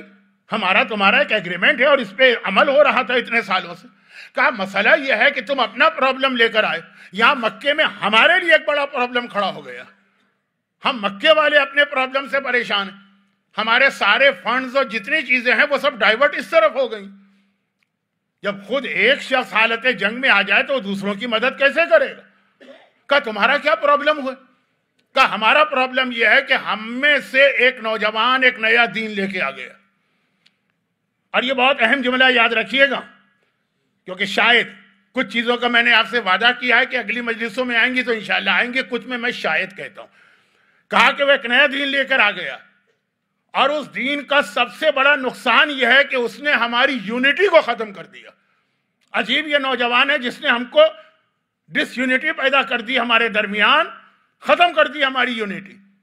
اور کہتا ہے کہ میں اللہ کا نمائندہ ہوں، اور اللہ کو تو کفار مکہ بھی مانتے تھے، 360 خدا تھے، ان کے اوپر کا خدا وہ اللہ کہتے تھے. خیر، تو کہا کہ وہ کہتا ہے میں اللہ کا نمائندہ ہوں اور میں اسلام ایک نیا دین لایا ہوں، اور ہمارے نوجوانوں کو گمراہ کیا، ہماری یونٹی ختم کر دی، خاندانوں میں جھگڑے ڈلوا دیے. اس کو روکنے کی ہم 7 سال سے کوشش کر رہے ہیں، بجائے روکنے کے وہ تو بڑھتے ہی چلا جا رہا. تو سوری، اب ہم خود پہلے اپنے پرابلم کو سالو کریں نا، پھر تمہاری مدد کریں. اسود نے کہا ٹھیک ہے، بات تمہاری صحیح ہے، جینین بات ہے، میں مانتا ہوں. بہرحال یہ جو بھیجا گیا ڈیلیگیشن کا چیف بنا کر، عقل مند لوگ ہوتے ہیں، انٹیلیکچوئل ہوتے ہیں، پڑھے لکھے ہوتے ہیں، ان چیزوں کو سمجھتے ہیں، ڈپلومیسی کے ماہر ہوتے ہیں. کہا ٹھیک. تو خیر کوئی بات نہیں ہے، تو بس اب میں یہ آخری کام کروں اور واپس مدینے جاؤں. کہا کہ آخری کام کیا ہے؟ کہا کہ بھائی وہ عمرہ کمپلیٹ کروں نا. دیکھیں مکے میں بغیر عمرہ کے یا احرام کے داخل ہونا حرام ہے. مکہ دنیا کا وہ شہر ہے کہ آپ کا کوئی ارادہ عمرے کا نہیں، آپ کا کوئی رشتہ دار بیمار ہو گیا مکے میں، آپ اس کو دیکھنے جا رہے ہیں، نہیں جا سکتے، حرام. مکہ شہر میں جب جائیں گے آپ عمرے کا احرام پہنیں گے پھر جائیں گے، آپ کا کوئی بھی کام وہاں پہ ہو. ہاں وہ لوگوں کو چھوڑیے جو مکے میں رہتے ہیں، روز آتے جاتے ہیں، لیکن ویسے. اور یہ سسٹم میں نے کہا نا کہ حضرت ابراہیم کے زمانے سے کفار مکہ نے بھی برقرار رکھا. تو جب یہ مکے میں انٹر ہو رہا تھا، اسود بت پرست ہیں، کافر ہیں، مشرک ہیں، لیکن احرام پہن کے یہ آیا. جنہوں نے حج کیا، عمرہ کیا ہے، وہ میری بات سمجھ رہے ہیں. جنہوں نے نہیں کیا، اللہ ہر ایک کو حج اور عمرے کی توفیق بھی عطا کرے. وہ شاید اتنا نہ سمجھ پائے، لیکن بس یہ یاد رکھی کہ احرام پہنے بغیر نہیں آ سکتے. اور احرام یعنی عمرہ وہ عبادت ہے، شروع کرنا آپ کے اختیار میں، ختم کرنا آپ کے اختیار میں نہیں. ایک فارمولہ ہے ہر سنت عبادت کا. سنت آپ شروع کر دیجئے، آپ کا موڈ چینج ہو جائے، موڈ، دل نہ. شاید آپ لوگ موڈ کہتے ہوں گے، مجھے نہیں پتا، کہ میں تو اسی میں ہر جگہ مارا جاتا ہوں کہ انگلینڈ والے کہتے ہیں یہ پروناؤنسیشن ہے، تو امریکہ والے کہتے ہیں تو وہ پروناؤنسیشن ہے، تو پاکستان والے کہتے ہیں یہ پروناؤنسیشن ہے. چھوڑیے سب. خلاصہ یہ ہے کہ ارادہ بدل گیا، سنت عبادت آپ بیچ میں توڑ کے جا سکتے ہیں. سنت روزہ رکھا آپ نے، اب دل نہیں چاہ رہا، کوئی مجبوری نہیں ہے، نہ بھوک ہے، نہ پیاس ہے، نہ گرمی ہے، مجبوری ہے، آپ نے کہ چھوڑو بھائی، جب چاہیں توڑ دیں. سنت نماز آپ نے شروع کی، 1 رکعت پڑھی، آپ نے کہا بھائی اب دل نہیں چاہ رہا، کوئی مجبوری نہیں، توڑ دو. سنت چیریٹی کر رہے ہیں، دیتے دیتے جب چاہیں روک لیں ہاتھ. مگر عمرہ وہ واحد عبادت ہے سنت. ایک بار شروع کر دیا، اب اسے مکمل کرنا واجب ہے، بیچ میں نہیں توڑ سکتے. جو احرام پہنا ہے آپ نے، اس کے اتارنے کا ایک خاص طریقہ کہ کعبے کا طواف کرنا ہوگا، اس کے بغیر نہیں. تو یہ ایک عجیب فارمولہ ہے عمرے کا کہ سنت عبادتوں سے ہٹ کر اس کا ایک الگ مسئلہ. بات ذرا لمبی ہو گئی، میں جلدی جلدی منزل پہ آ جاؤں. تو اب یہ بھی آیا تھا تو احرام پہن کے آئے تھے عمرے کی نیت سے. کہا بھائی آخری کام کر لوں وہ جاؤں. وہ اتبا گھبرا گیا, اچھل پڑا, کہا یہ کیا غضب کر رہے ہو, کیا خانہ کعبہ کی طرف جاؤ گے؟ کہا کہ ہاں بھائی طواف تو وہیں کا ہوگا, طواف تو خانہ کعبہ کا ہوتا ہے نا, تو اس لیے وہاں جانا ہے, اور بغیر طواف کی جو احرام پہنا یہ اتار نہیں سکتا, اور احرام نہیں اترے گا تو 25 چیزیں جو حرام ہو گئی وہ مرتے دم تک حرام رہیں گی. یہ سارے مسائل آج کے جو ہیں نا وہ اس وقت بھی باقی تھے. اتبا نے کہا تو بہت بڑا پرابلم ہو گیا. بھائی کیا پرابلم ہوا؟ کہا پرابلم یہ ہوا ہے کہ وہ نوجوان جو سب کو گمراہ کر رہا ہے وہ تو بیٹھتا ہی کعبے کے صحن میں ہے, اور وہ جادوگر ہے, جو اس کی بات سن لینا تو ایک دم چینج ہو جاتا ہے. اگر تم وہاں گئے, تم نے اس کے جملے سن لیے تو تم بھی بدل جاؤ گے, گمراہ ہو جاؤ گے. اب کیا کیا جائے؟ احرام پہنا ہے تو کعبے کا طواف ضروری. صحن کعبہ میں خود پیغمبر بیٹھتے ہیں, رجب کا مہینہ تھا, کیونکہ اس میں ہے کہ اتبا نے کہا کہ آج کل تو ہم نے اس پورے خاندان کو باہر نکال دیا, مگر رجب میں تو ہم نہیں روک سکتے, وہ احترام کا مہینہ ہے, وہ آ جاتے ہیں. اور ہجر اسماعیل میں بیٹھے. ہجر اسماعیل جو ایک یو شیپ کی دیوار ہے نا, اس کی بھی اپنی بہت انٹرسٹنگ تاریخ ہے, لیکن یہ موضوع نہیں. وہ وہاں بیٹھتا, یعنی اس کے پاس سے گزرے بغیر کوئی کعبے کا طواف کر ہی نہیں سکتا. اب آ گیا ٹیکنیکل پرابلم. احرام پہن کے آیا ہے, جب تک کہ طواف نہیں کرے گا وہ احرام اترے گا نہیں, اور احرام نہیں اترنے کا مطلب ہے کہ وہ 25 چیزیں حرام ہیں. نہ سلے ہوئے کپڑے پہن سکتے ہیں, نہ آئینہ دیکھ سکتے ہیں, نہ خوشبو لگا سکتے ہیں, نہ تیل ڈال سکتے ہیں, نہ کنگھی کر سکتے ہیں, نہ سینت کر سکتے ہیں, اور پتہ نہیں کتنی چیزیں. اور اس کے لیے وہاں جانا ہے, وہاں وہ جادوگر بیٹھا. یہ اس کا جملہ دہرا رہا ہوں, نقل کفر کفر نباشر. کا غضب ہو جائے گا. کہا تو اب کیا کرے؟ اگر طواف نہیں کروں گا تو یہ احرام زندگی بھر چمٹا رہے گا, چیزیں حرام. اور طواف کرنا ہے تو وہاں جانا پڑے گا. اتبا نے کہا بات تو صحیح. دیکھیں اتنا تو اس کافر کو بھی خیال تھا کہ جو طریقہ ہے عمل کا ویسا ہی کرنا. مجھے ایسے مومن ملے آج بھی حج اور عمرے میں جو حج عمرہ توڑ کے آ جاتے. نہیں بھائی اتنی زحمت ہے, برداشت نہیں ہو رہی ہے. اتارا انہوں نے احرام, سلے ہوئے کپڑے پہنے اور ٹہلنے لگے. وہ اس وقت کا کافر احترام کر رہا ہے. کہا کہ اب ایک ہی طریقہ ہے, ایک ہی, اور وہ طریقہ یہ ہے کہ اس کا سارا جادو جو ہے نا وہ کانوں کے ذریعے. وہ پڑھتا ہے قرآن میں کہہ رہا ہوں, وہ جادو والا کلام پڑھتا ہے اور لوگ بدل جاتے ہیں. تو ایسا کرو, یہ لے کے جاؤ. وہ کیا؟ وہ یہ کہ اس نے روئی دی. کہا کہ اپنے دونوں کانوں میں اچھی طرح سے روئی کو ٹھونس کے لگا لو. اب آج کل تو اور بہت ساری چیزیں آ گئی ہیں, لیکن سب ہے تو بنیادی طور پر وہی روئی والا کام کرنے والے نا. کوئی ایسے ہیڈ فون بھی آتے ہیں, اور ہم پلین میں جاتے ہیں تو وہ کانوں کے اندر لگانے والی چیزیں بھی دیتے ہیں کہ آواز نہ آئے. تو کہا یہ روئی لگا لو تاکہ اس کی آواز تمہارے کان میں نہ پہنچے. یہ تاریخ ہے, ہسٹری ہے, ہسٹری کے ساتھ تفسیر قرآن ہے, سورہ انعام کی آیت ہے. علی ابن ابراہیم قمی جیسا عظیم مفسر تفسیر فرات میں یہ روایت نقل کر رہا. تو اب کہا یہ روئی لگا لو کانوں میں, تمہارا بھی مسئلہ حل ہو جائے گا, طواف ہو جائے گا کعبے کا, اور تم اس سے بچ بھی جاؤ گے. کہا ٹھیک ہے چلو. وہ روئی لگا کے وہ خانہ کعبہ میں پہنچا, اور اس نے کعبے کا طواف شروع کیا. اب وہ جو یو شیپ کی دیوار ہے نا, جو گئے ہیں وہ سب سمجھ رہے ہیں, وہ جو ایک گولڈن ڈرینیج پائپ لگا ہے کعبے کے چھت پر, یہ اس کے نیچے کی جگہ. اب گزرے تو پیغمبر تشریف فرما ہے, بنی ہاشم کے نوجوان ہیں ساتھ میں, رجب کا مہینہ ہے, ان کو شیب ابی طالب سے 1 مہینے کے لیے باہر آنے کی اجازت. اور کہہ رہے انتہائی غصے کے ساتھ, اسد کا جملہ, انتہائی نفرت کے ساتھ میں چہرے پہ نگاہ ڈالتا ہوا آگے بڑھا کہ اس کی وجہ سے ہمارا پرابلم, یہ آیا تو تھا نا مدد لینے, نہیں مل رہی ہے مدد, اس کی وجہ سے چکر لگا لیا. دوسرا چکر لگایا. اب پہلے چکر میں تو سارا غصہ اس کا نکل گیا, دوسرا اس نے چکر لگایا. اور ایک مرتبہ سوچا کہ کون شخص ہے کہ جس نے اس طرح سے مکے والوں کو میں یونٹی ختم کر دی, قبیلے کو قبیلے سے لڑا دیا, باپ کو بیٹے سے لڑا دیا, شوہر کو بیوی سے لڑا دیا. تیسرا چکر لگایا. اب ذرا جوش اور ٹھنڈا ہوا, وہ جو دشمنی کا جوش. ایک مرتبہ اس نے دل میں سوچا میں اپنی قوم کا سب سے عقل مند آدمی, تبھی تو مجھے بھیجا گیا ہے نا یہاں پہ. کیا میں اتنا بے وقوف یا سمپل یا سادہ ہوں کہ ایک آدمی کے کہنے سے میں چینج ہو جاؤں گا؟ نہیں, یہ نہیں ہو سکتا. اب اس نے چوتھا چکر لگایا. پیغمبر کے چہرے کو دیکھ رہا ہے، لیکن اب چوتھی مرتبہ دیکھ رہا ہے۔ پیغمبر کا چہرہ تو خود رسالت کی سب سے بڑی دلیل، وہ چاند سے زیادہ چمکتا ہوا چہرہ ہے۔ پیغمبر کا چہرہ ہی ایسا کہ اگر دشمنی کی نیت نہ ہو، آدمی یوں نیوٹرل ہو کے دیکھے، مومن بن کے بھی نہیں، پیغمبر کا چہرہ گواہی دیتا ہے کہ سچا رسول ہے۔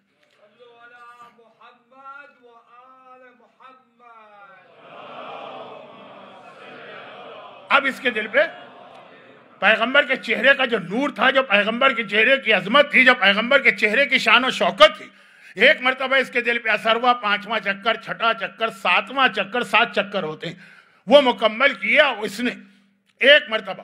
ہم لوگ آج کل جو طواف کرتے ہیں پھر 2 رکعت نماز پڑھتے ہیں، تو اس وقت نماز تو ختم کر دی تھی ان لوگوں نے، سیدھا وہ آیا وہاں پہ کہ میں ذرا سنو تو صحیح، میں اپنے قوم کا اتنا عقل مند آدمی مانا جاتا ہوں کہ لوگوں سے ٹیبل ٹاکنگ کے لیے یا مذاکرات کے لیے مجھے بھیجا جاتا ہے، میں سنوں تو آیا اور کہا کہ اے نوجوان، میں نے سنا ہے کہ تو ایک نیا دین لے کر آیا۔ کہا نہیں، ایک نیا دین اللہ نے بھیجا ہے، اللہ نے میرے ذریعے سے، یہ میرا دین نہیں ہے، یہ اللہ کا دین۔ کہا یہ ہے کیا؟ مختصر بتاؤ۔ پیغمبر نے سورہ انعام کی آیت نمبر 151، 152، 153 کی تلاوت کی، جو پہلے نازل ہو چکی تھی، اور یہ 3 آیتیں جو اس نے سنی، اور خالی یہ نہیں ہے، اس کا تو ذرا لمبا واقعہ آ گیا۔ یہ 3 آیتیں سنی، ایک مرتبہ ایسا اس کے دل پہ اثر ہوا کہ یہ دین تو لے کے آیا، یہ ہرگز جادو نہیں ہے، یہ تو حق ہے اور سچا دین ہے۔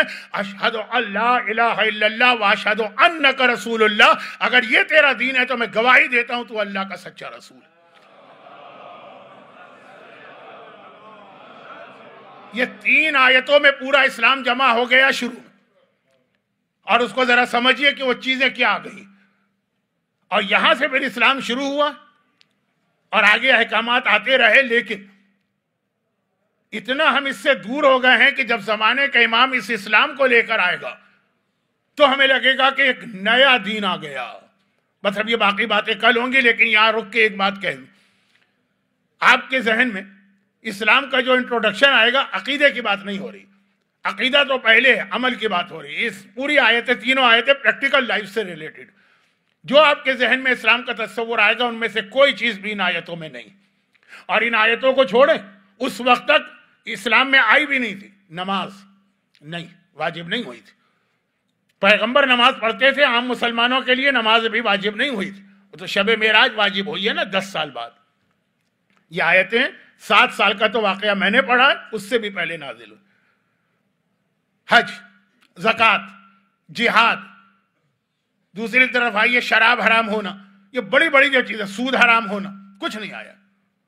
سب سے پہلا اسلام کا یہ انٹروڈکشن ہے، اور یہاں سے اسلام کو سمجھیے تو پھر آپ کی سمجھ میں وہ اعتراض آئے گا کہ جب زمانے کا امام آئے گا تو یہ نیا دین کہاں سے آ گیا۔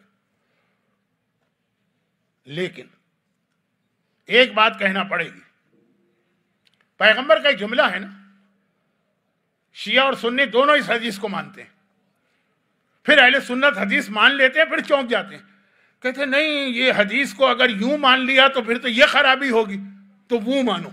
اب یوں اور وہ کی تشریح میں نہیں کر رہا ہوں، لیکن کہہ رہا ہوں کہ حدیث کا انکار، اس حدیث کا انکار وہ بھی نہیں کرتے۔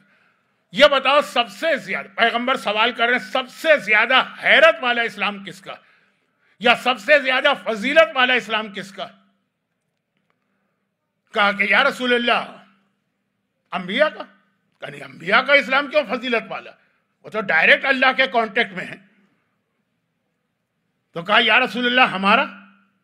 کہا نہیں تمہارا کیوں، تم تو مجھے دیکھ رہے ہو، میری باتیں سن رہے ہو براہ راست، تمہارا اسلام کون سا اتنا ہے؟ اسلام کی فضیلت ہے مگر سب سے افضل، سپرلیٹو ڈگری۔ تو یا رسول اللہ پھر کن کا اسلام سب سے افضل؟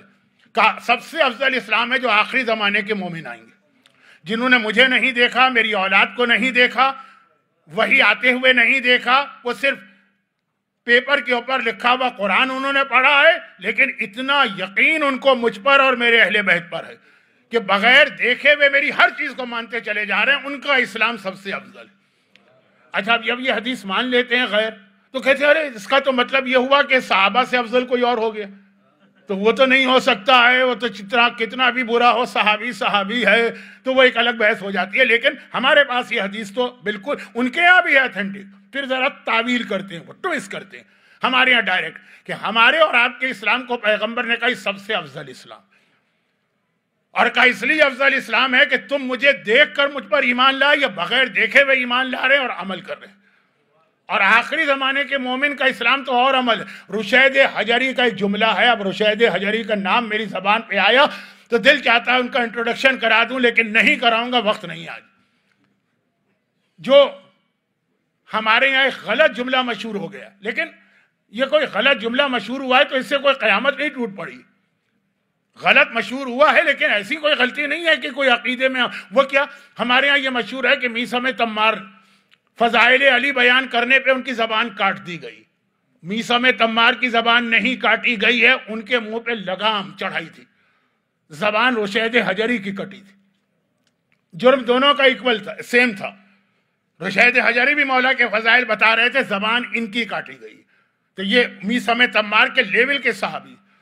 ان کی بیٹی نے کہا بابا آپ اتنی عبادت کر رہے ہیں، اتنا عبادت گزار دنیا میں کون ہوگا؟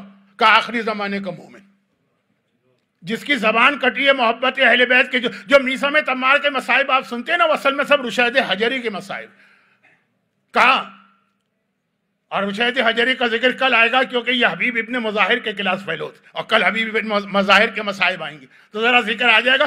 کہا کہ میں 1000 رکعت نماز پڑھوں اس سے آخری زمانے کے مومن کی 2 رکعت نماز زیادہ بہتر ہے، کیونکہ جن حالات میں نماز پڑھ رہا ہوں نماز پڑھنا آسان. آخری زمانے کا مومن جن حالات میں دین پہ عمل کرے گا وہ کتنا مشکل کام.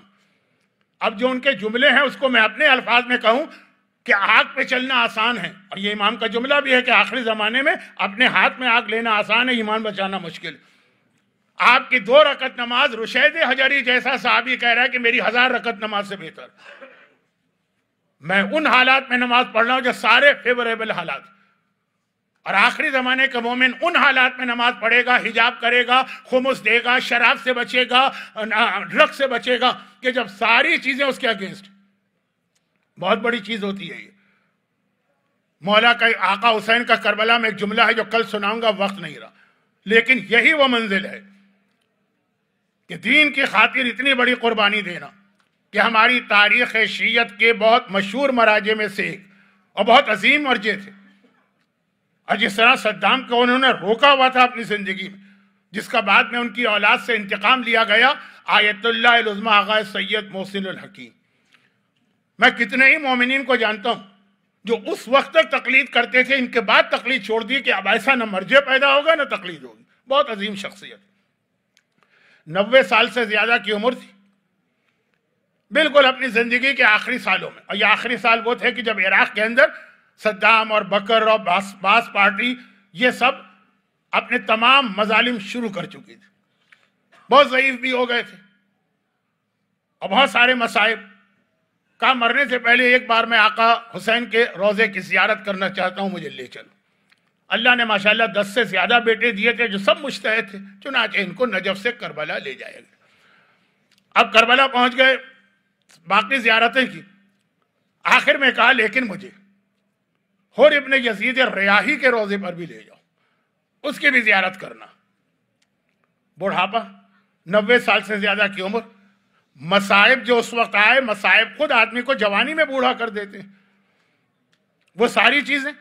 لیکن کہا کہ حر کے روضے پہ جانا. اب یہ حر کے روضے پہ پہنچے اور وہاں جانے کے بعد انہوں نے ایک جملہ کہا اے حر ابن یزید ریاحی، ڈائریکٹ شہید زندہ ہوتا ہے اور جو ہم اس سے بات کرتے ہیں وہ سنتا ہے. کہا اے حر ابن یزید ریاحی، میں عمر میں تجھ سے زیادہ ہوں. حر 30-32 سال کا تھا، فوج میں تو ایسے ہی لوگ جاتے ہیں، یہ 90 سال کے. میں خاندان میں تجھ سے بہتر ہوں. تبا تبائی تھے، سادات، سید، اصلی سید. میں سید ہوں، اتنا تو حر بھی جانتا.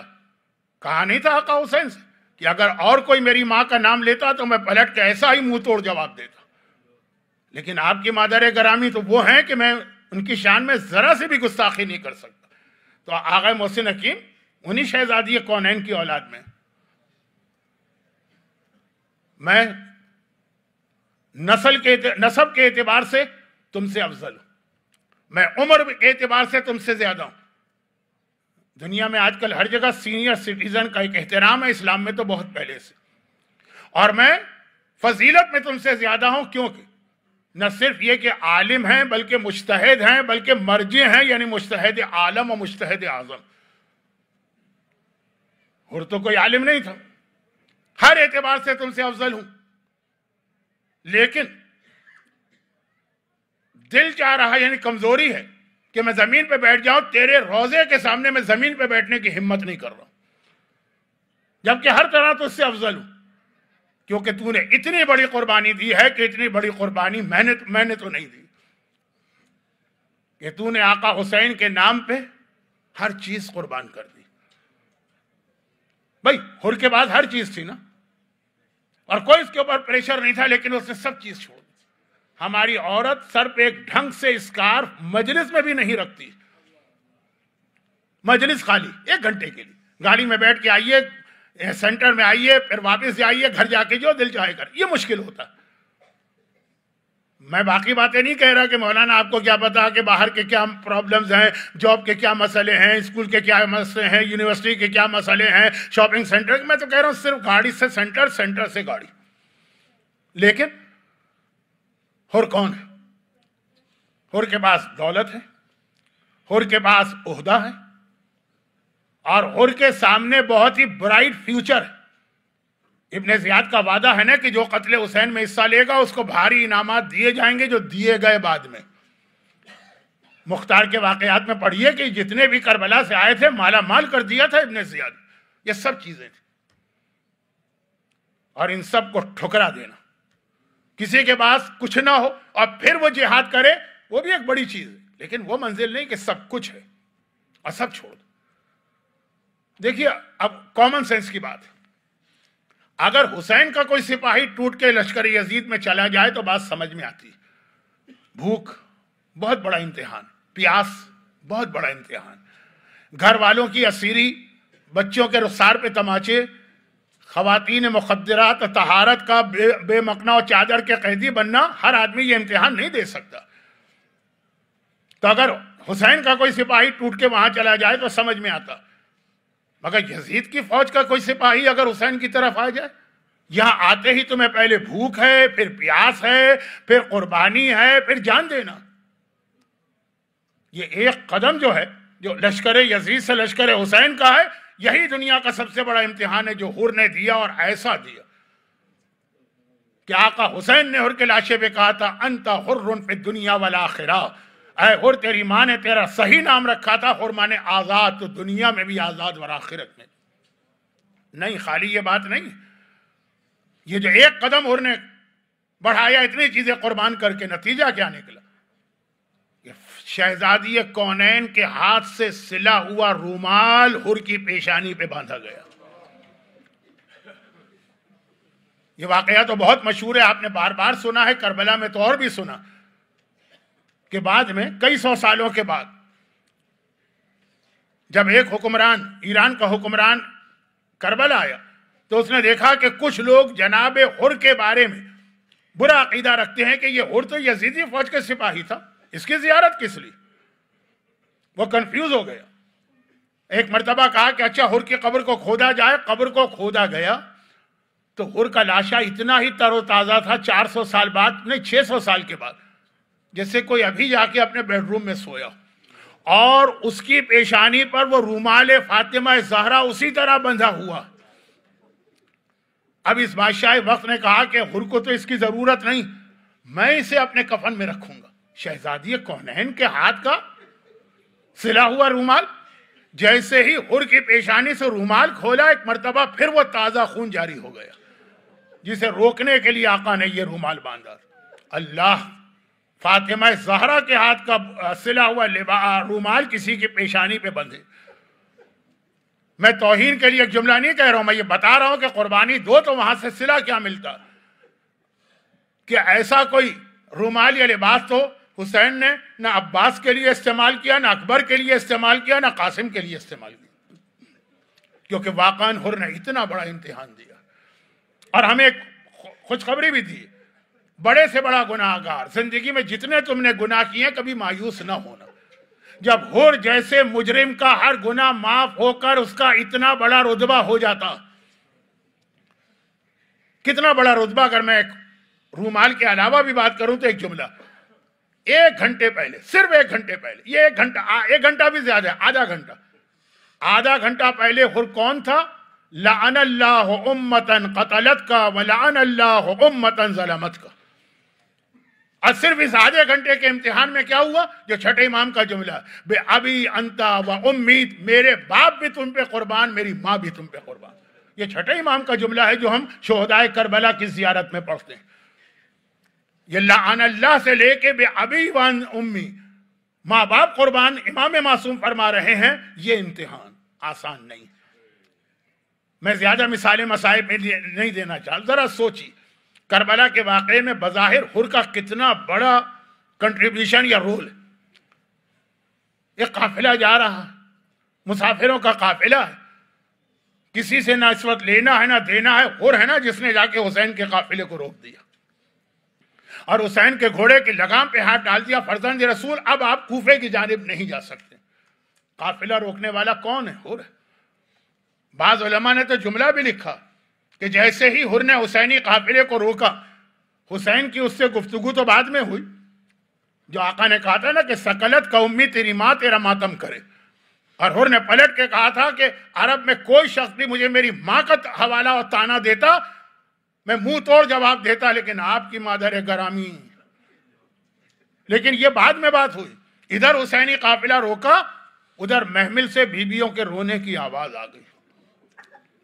زینب کو تو آقا مولا علی نے بچپنے سے کربلا کے لیے تیار بھی کیا تھا، بتا بھی دیا تھا. زینب کو معلوم تھا جب میرے بھائی کا قافلہ روکا جائے گا وہ کربلا وہیں سے شروع ہو جائے گی. یہ حر تھا. کون تھا کہ جو حسین کے قافلے کو کوفے سے موڑ کے کربلا کی طرف لایا؟ حر تھا. ابھی ہمارے ساتھ نہیں ہے، ابھی شمر نہیں ہے، ابھی ہرملہ نہیں، ابھی خولی نہیں. میدان کربلا میں پہنچنے کے بعد کس نے ابن زیاد کو خط پہ خط لکھ کے ان سارے ظالموں اور ملعونوں کو بلایا؟ ہمارے ساتھ کس کے خط پر آیا؟ شمر کس کے خط پر آیا؟ خولی کس کے خط پہ آیا؟ یہ حر تھا نا جس نے خط بھیجے کہ حسین ہمارے قابو میں آ گئے ہیں، میں ان کو یہاں لے کے آ گیا. فوجوں پہ فوجیں آ رہی. جس وقت یزید کی فوج آنے لگی اور پھر وہ مسئلہ، پہلے ہی مسئلہ کھڑا ہوا. حسین سے کہا گیا کہ اپنے خیمے دریا کے کنارے سے اکھاڑو اور دور لے جا کے، دریا سے دور لے جا کے لگاؤ. اور اس میٹنگ میں شریک. حسین کے خیمے شروع میں تو دریا کے کنارے لگے تھے نا، پھر ہٹائے گئے. 7 محرم کو ایک میٹنگ ہوتی ہے ہمارے ساتھ کے خیمے میں کہ حسین اور حسین کے بچوں پہ پانی بند کرنا. اور اس میٹنگ میں شریک ہے اور کوئی اختلاف نہیں کر رہا.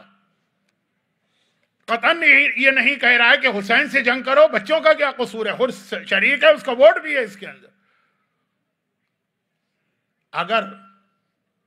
اگر آقا حسین 9 محرم کی سہ پہر کو عباس کو بھیج کر 1 رات کی مہلت نہ لیتے، بھئی ہمارے ساتھ نے تو 9 محرم کی سہ پہر کو جنگ شروع کر دی تھی نا.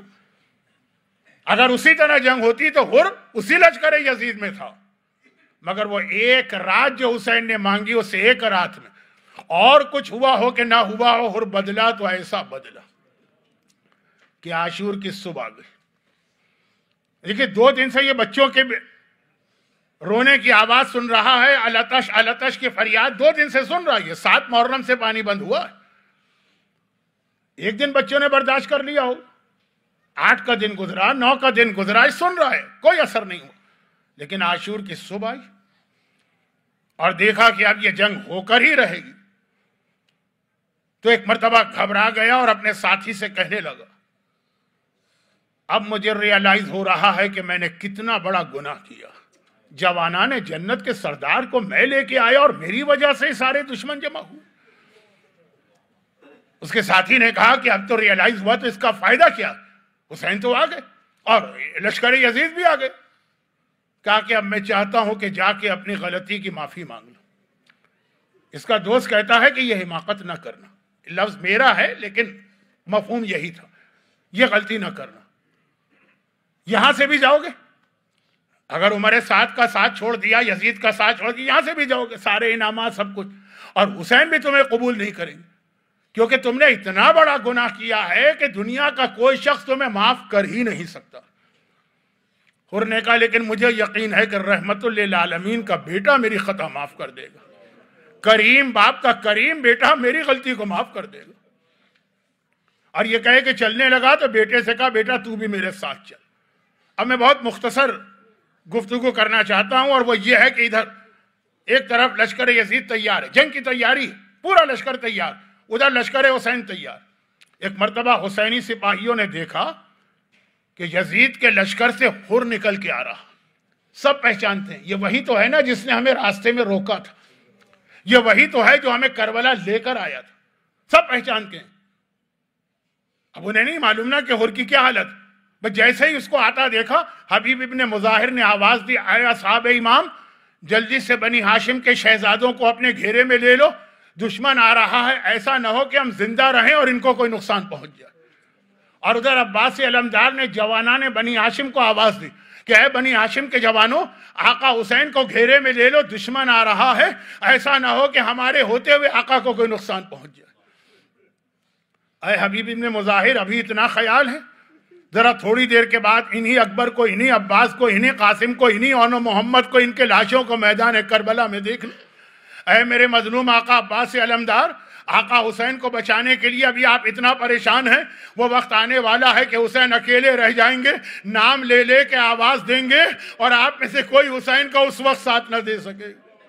مگر آنے والا دشمن حر ایک ڈسٹنس پہ آ کے رک گیا، آگے نہیں بڑھا، اور ایک مرتبہ جیب سے رومال نکالا، اپنے دونوں ہاتھ رومال سے باندھے، آواز دی کہ اے رحمت للعالمین کے بیٹے، کیا دنیا کا سب سے بڑا گناہگار تیری بارگاہ میں آ سکتا ہے؟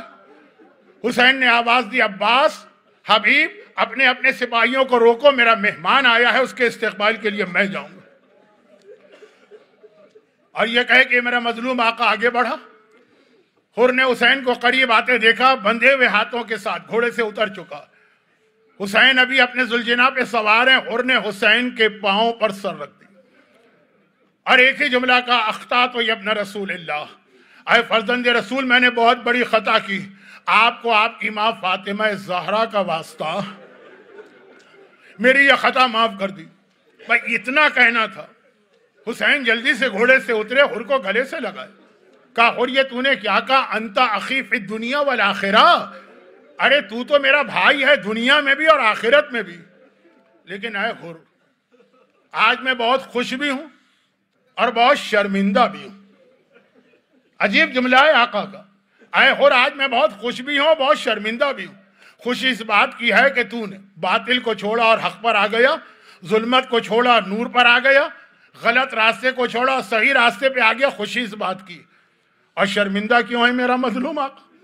یاد کیجئے میری شب جمعہ کی مجلس، یہ کریم ابن کریم ہے۔ ایک مرتبہ کہا کہ اور شرمندگی اس بات کی ہے کہ کل تو دشمن بن کے راستے میں آیا تھا تو تجھے بھی پانی پلایا تھا، تیرے گھوڑوں کو بھی پانی پلایا تھا، آج تو میرا مہمان بن کے آیا ہے اور حسین ایک کوزہ آپ تیری خدمت میں پیش نہیں کر سکتا۔ یہ جملہ کیا تھا؟ گویا حر کو کسی نے کوڑا مارا، پتا ہے نا کہ سارا کا سارا تو اس کے اندر میرا انوالومنٹ ہے۔ گھبرا کے کہا فرزند رسول یہ میری خطا ہے اور میں اس کو معاف کرانا چاہتا ہوں، مجھے مقتل میں جانے دیجیے۔ حسین نے بس یہ آخری جملے، حسین نے کہا کہ جاؤ حر، اور کوئی دن ہوتا، یہ خطبہ بھی ہے، اور کوئی دن ہوتا تو میں تجھے روک لیتا، لیکن آج سب کو مرنا، کوئی پہلے کوئی بعد میں، کوئی بچنے والا نہیں ہے، تو جاؤ۔ کہا مولا لیکن ایک خواہش اور ہے، میرا گناہ پورے طریقے سے معاف ہو جائے تو میں چاہتا ہوں پہلے میرا بیٹا جائے، پہلے وہ مارا جائے، میرا بیٹے کا خون میرا گناہ معاف کرے پھر میں جاؤں۔ حسین نے وہی جملہ دوہرا دیا، اے حر آج تو سبھی کو مرنا ہے، جاؤ، اجازت دی۔ حر کا بیٹا چلا، بوڑھے باپ نے کہا، بہت بوڑھا نہیں ہے، 40 سال کا ہوگا، کہا کہ جا بیٹا اپنے باپ کی خطا کو اور گناہ کو معاف کرا کے آنا۔ حر کے بیٹے نے جہاد کیا اور آخر وہ وقت آیا کہ وہ گھوڑے سے زمین پہ گرا، باپ کو آخری آواز دی۔ اب حر نے سنا تو بے چین ہو کے کھڑا ہو گیا، مقتل کی جانب جانے لگا۔ حسین نے کہا، حر کہاں جا رہے ہو؟ کہ مولا بس یہ اجازت دے دیجئے کہ جوان بیٹا گھوڑے سے گرا ہے، مجھے پکار رہا ہے، میں اپنے بیٹے کے سرانے پہنچ جاؤں۔ حسین نے کہا، نہیں بیٹھ جاؤ۔ دیکھو دو باتیں یاد رکھو، تم میرے مہمان ہو، تم زحمت نہ کرو، میں جاؤں گا تمہارے بیٹے کو لاؤں گا۔ پہلی بات تو آپ نے سن لی، دوسری برداشت کریں گے؟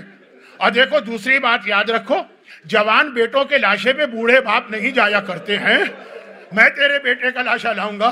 میں مولا ہاتھ جوڑ کے ایک جملہ آپ سے عرض کروں گا کہ حر کا بیٹا زمین کربلا پہ گرے تو بوڑھے باپ کو روکا جائے، اور جب 18 سال کا محلقہ علی اکبر زمین کربلا پہ گرا تو یہ بوڑھا باپ کس طرح سے جوان کے لاشے پہ پہنچا۔